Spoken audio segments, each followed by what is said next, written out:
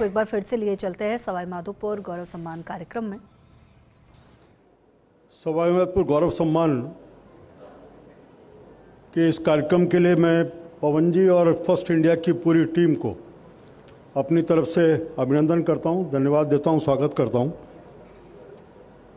वैसे तो ये लगातार हर जिले में कार्यक्रम फर्स्ट इंडिया कर रहा है और वे सामाजिक सरोकारों के साथ भी कई कार्यक्रमों को हमेशा कई वर्षों से लगातार कर रहा है। आज के इस कार्यक्रम में आने का एक बड़ा कारण रहा कि जब मुझे इस कार्यक्रम के लिए कहा गया तो एक गिल्ट मेरे आप में थी। पिछले 2 कार्यक्रम ऐसे हुए जिन 2 कार्यक्रमों की सहमति मैं दे चुका था और उसके बाद भी कुछ आवश्यकता ऐसी होने के कारण मुझे जयपुर रुकना पड़ा, मैं नहीं पहुंच पाया। तो मेरे मन में गिल्ट था कि अगर मैं इस बार भी नहीं गया तो पवन जी एक बड़ी लाइन उसके ऊपर खींच देंगे, ये आदमी बेकार है, इसको मत लो। तो आगे का अपना ट्रैक रिकॉर्ड ठीक रखने के लिए मैंने कहा आज चलो कैसे भी हो। इस तरह कार्यक्रम लगातार करके उन सामाजिक सरोकारों से जुड़ने का काम आप करते हैं। हम सब जानते हैं कि रामकेश जी अपनी मुखर आवाज़ के लिए और स्पष्ट बोलने के लिए और संघर्षशील आप हैं। ऐसे रामकेश जी हम सब के बीच में हैं, कांग्रेस के विधायक दल के उपनेता हैं। लगातार आप सक्रियता के साथ अपने विषय को रखते हैं। जो आपने विषय मुझे कहा है, मैं आपके उस सलाह को एक मार्गदर्शक सिद्धांत के रूप में मान करके सारे अपने प्रयासों के साथ साथ इस संभाग को, जो मेरी भी जन्मस्थली है, वैसे तो राजस्थान की सरकार, क्योंकि जैसे आपने कहा कि मुख्यमंत्री की जन्मस्थली और मेरी जन्मस्थली भी है, तो इसके ऊपर विशेष ध्यान है ही। वैसे ही चीज़ें पहुंच रही हैं और धीरे धीरे पहुंचने वाली हैं ना। आपने कहा है तो और आपकी ताकत और मिल जाएगी तो मिलजुल करके इसको सवाई माधोपुर नहीं पूरे संभाग को और आगे बढ़ाने का काम निश्चित रूप से करेंगे।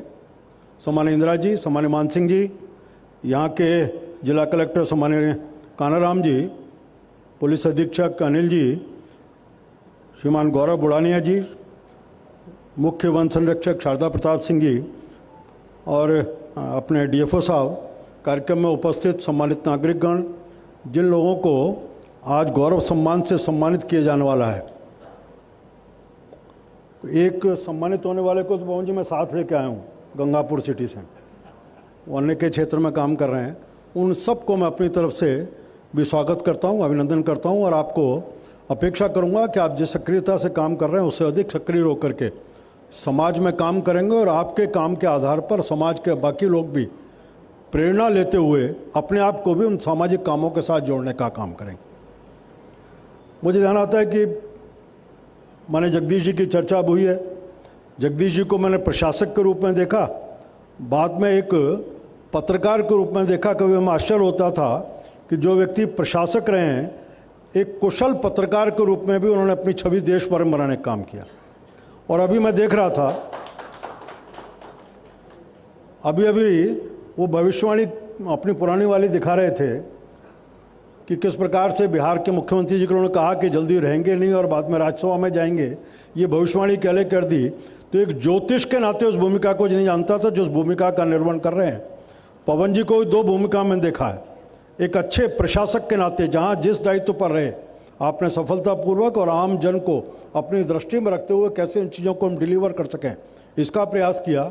वहीं अभी एक पत्रकार के नाते, एक बहुत बड़े चैनल के आप ग्रुप हेड होने के नाते से लगातार सबको जहाँ मार्गदर्शन नहीं कर रहे हैं वहाँ सत्ता और मीडिया, इन दोनों के बीच में सेतु बन करके उन विषयों को पहुँचाने का काम भी आप कर रहे हैं। तीसरी भूमिका में आप कब आएंगे मैं भी नहीं कह सकता हूँ, कामना करूँगा उस तीसरी भूमिका में भी जल्दी आप निकल करके काम। ये अधिकार तो पंडितों का था लेकिन पवन जी ने और जगदीश जी ने उसको लिया है। दोस्तों, आज हम जब मीडिया की बात करते हैं तो मीडिया लोकतंत्र का चौथा स्तंभ है। 3 स्तंभ यहाँ बैठे हुए हैं, राजनीति के लोग बैठे हैं, पत्रकार लोग बैठे हैं और प्रशासन के लोग बैठे हैं। पता नहीं पवन जी ने कैसे छोड़ दिया, कोई न्याय क्षेत्र के भी कुछ होते तो वो चारों स्तंभ यहाँ रहते। और इस नाते से मीडिया का काम केवल इतना नहीं समाचारों को बताना, बल्कि लोकतंत्र के प्रहरी के नाते अपनी भूमिका का निर्वहन करता रहा है। और अभी नहीं है, जिसकी मान सिंह जी ने चर्चा की, आज़ादी के कालखंड में अंग्रेजों के खिलाफ जो संघर्ष चल रहा था, अपन सब जानते हैं, उसमें अलख जगाने का काम किसी ने किया तो मीडिया ने किया। छोटे छोटे समाचार पत्रों के माध्यम से महात्मा गांधी भी उसमें जुड़े रहे, सरदार पटेल भी जुड़े, लोहिया भी जुड़े, तिलक भी जुड़े, अलग अलग समाचारों से जुड़े और जुड़ करके समाज में जागरण पैदा करने का काम किया। और छोटे छोटे उन समाचारों की खबरों ने अंग्रेजों के खिलाफ एक बहुत बड़ा आंदोलन खड़ा किया, जो बाद में देश की आज़ादी का बहुत बड़ा कारण बना। और उसके बाद के कालखंड में भी हमने देखा है आपातकाल की, जिसकी चर्चा मान सिंह जी ने की है, कि सबसे पहले मीडिया के ऊपर बंद करने का काम किया। मुझे ध्यान है मीडिया ने कहीं मुखर होकर के, कहीं शांत होकर के अपनी आवाज़ को बचाने का काम किया। मुझे ध्यान है कि जिस दिन आपातकाल लगा था, राजस्थान पत्रिका ने अपना फ्रंट पेज छापा था, उसको केवल ब्लैक छोड़ दिया था, कुछ नहीं, केवल काला कॉलम छोड़ करके संपादकीय की जगह अपना एक संदेश देने का काम किया, क्योंकि समाचारों के ऊपर सेंसरशिप लगी हुई थी।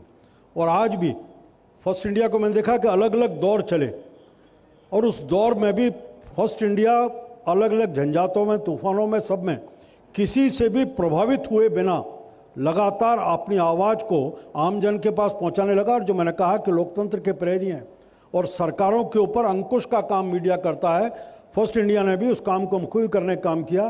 कई ऐसे अवसर आए होंगे जब शासन प्रशासन को आपकी बात अच्छी नहीं लगी होगी, नेताओं को और प्रशासन के लोगों को अच्छी नहीं लगी होगी, लेकिन अपनी बात अपनी मुखरता से रखते हुए जनता के विषयों को पहुंचाया, ये चिंता छोड़ते हुए कि इसके कोई दुष्परिणाम हो सकते हैं और हमें इसका कोई नुकसान भी हो सकता है। अपनी बात को आप भी पहुंचाते रहे।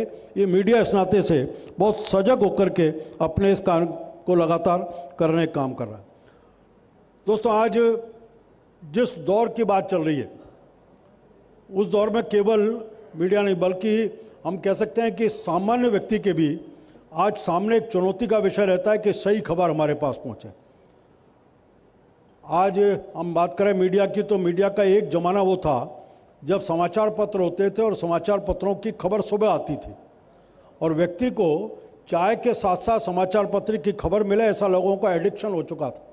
एक दौर आया, उसमें निकल करके आया कि पहले दूरदर्शन की खबर एक बार आती थी, उसको सुन करके अपन निकलते थे सुबह 8 बजे की, और शाम को 9 बजे की खबर से इंतजार करते थे।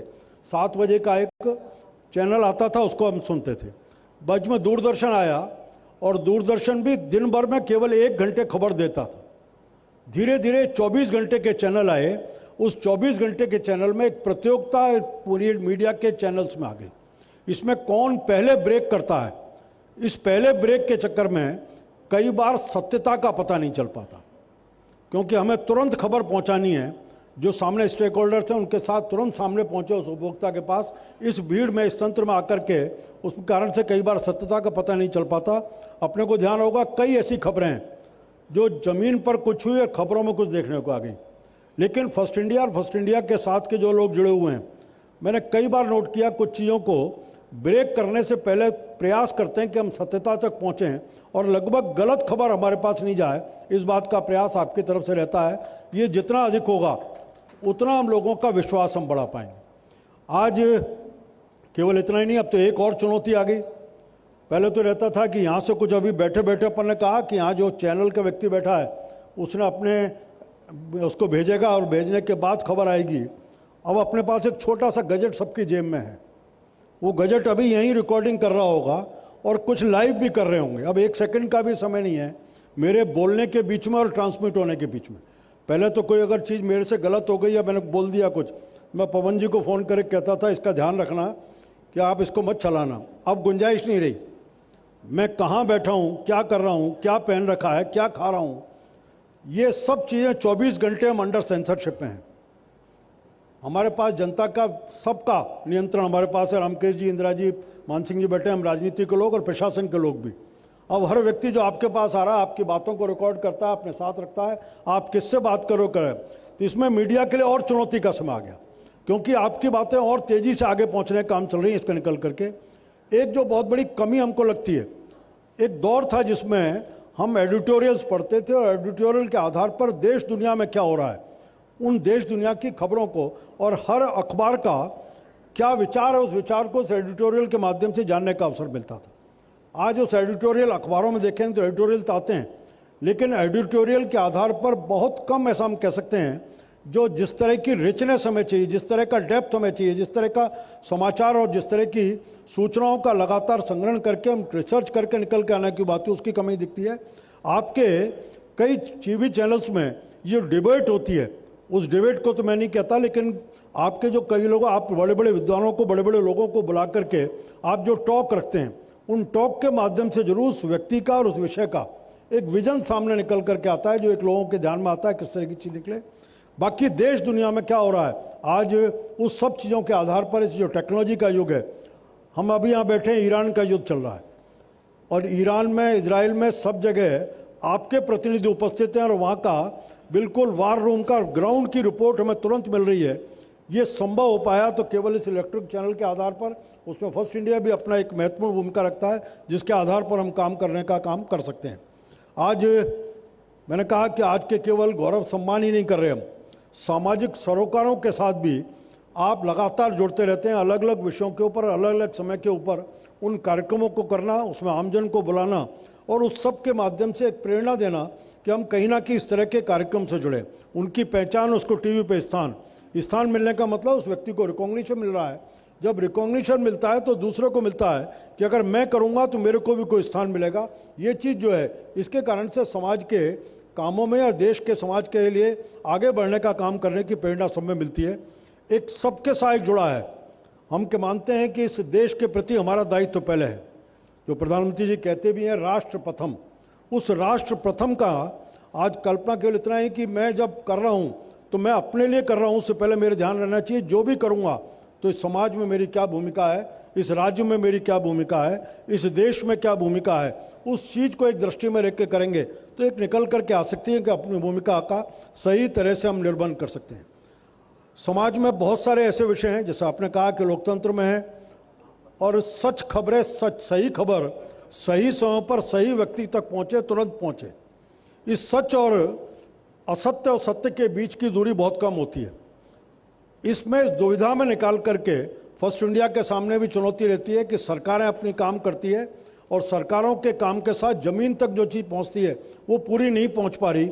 इस बीच का जो गैप है, तो इस गैप के बीच में भी अपनी भूमिका को निर्वहन करते हैं, जनता के असंतोष को सरकार तक पहुंचाना और सरकार के निर्णयों तक जनता तक पहुंचाना, जिसमें इस सब काम को करने का ये भी एक बहुत महत्वपूर्ण दायित्व है, जिसको करने का काम कर रहे हैं। मैं इतना कह सकता हूं कि हम फर्स्ट इंडिया आज ये सब चीज़ों को करते हुए बाकी समाज के विषयों को भी जो आप लगातार उठाते रहते हैं, उसमें कुछ सामाजिक सरोकारों के विषयों को भी, जिनके माध्यम से हम समाज में आज जो एक दौड़ इस बात की चली है, जिसको कौन बड़ा और कौन छोटा, मैं उसको आर्थिक दृष्टि से बात कर रहा हूँ, मैं जातियों की बात नहीं करता, मैं उसमें विश्वास भी नहीं करता, लेकिन आज इस दौड़ में हम इस प्रतियोगिता के बीच में हम कैसे समानता के विषयों को लेकर के आ सकें, सब एक दूसरे के सहायक बन सकें, हम मानवता के नाते साथ खड़ा रहें, इसकी चिंता। आज जो बड़ी चुनौती खड़ी हुई है, पर्यावरण बड़ा विषय, जिसके दुष्परिणाम हम सब भोग रहे हैं, उसके लिए भी आप जागरूकता करते हैं, जागरण करते रहते हैं। उस विषय में हम कैसे अपनी भूमिका आपके साथ समाज में भी जागरण खड़ा हो और हर व्यक्ति उसके साथ कहीं जुड़े, इसके माध्यम से आने वाली पीढ़ी को हम सही तरह का वातावरण दे पाएँ, एक चुनौती सामने है। देश और समाज के प्रति मेरे कर्तव्य, मैं इसको राजनीति के दायरे से नहीं, सरकार के दायरे में नहीं मानता। कोई सरकार किसी की भी हो, लेकिन देश रहेगा, वो देश नहीं जाने वाला। इसलिए देश और समाज के प्रति मेरे कर्तव्यों का निर्वहन मैं करता रहूं, शायद उसके लिए मेरे को थोड़ा कष्ट भी हो। इस तरह की भूमिका, और समाज में जो हम घर घर में एक जो प्रदूषण पहुंचा है, उस प्रदूषण से हम कैसे बच सकते हैं, इसका भी कहीं फर्स्ट इंडिया अपने कार्यक्रमों के माध्यम से, सीरियल के माध्यम से, हम उस तरह के कार्यक्रम सीरियल को कहीं इनका ड्राफ्टिंग करने का काम करें, इनको स्क्रिप्ट तैयार करें, जिसके माध्यम से आने वाली पीढ़ी तैयार हो और पीढ़ी, इस देश को गर्व करने वाली पीढ़ी तैयार हो। ऐसी चीज़ तैयार करें, इसकी आवश्यकता फर्स्ट इंडिया की भी है। कुछ आप कर रहे हैं, कुछ और इसको भूमिका को आगे बढ़ाने का काम करेंगे। इस अपेक्षा के साथ मुझे आने का अवसर दिया। गौरव जितना सम्मान से जो सम्मानित होने वाले हैं, उन सब का सम्मान करके मैं अपने आप को गौरवान्वित करूँगा कि वो लोग वास्तव में समाज में काम कर रहे हैं।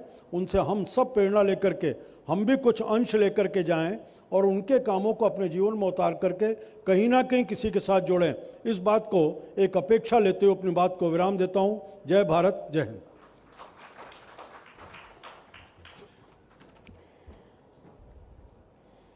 आदरणीय अरुण चतुर्वेदी जी, आपके प्रेरणादायक और सारगर्भित उद्बोधन के लिए हम हृदय से आभार आपका व्यक्त करते हैं, क्योंकि ऐसा लग रहा था कि एक फर्स्ट इंडिया के ही परिवार का कोई सदस्य बोल रहा हो कि कितने चैलेंजेस हमारे सामने आते हैं, किस तरह से हम काम कर रहे हैं, और यानी आप बहुत ही माइन्यूटली उन चीज़ों को नोटिस कर रहे हैं और उसका जिक्र आपने किया, और इसके अलावा भी बहुत से महत्वपूर्ण बिंदुओं का आपने जिक्र किया। बहुत शुक्रिया, और हम उम्मीद यही करते हैं सर कि आपका मार्गदर्शन हमें ऐसे ही आगे मिलता रहेगा।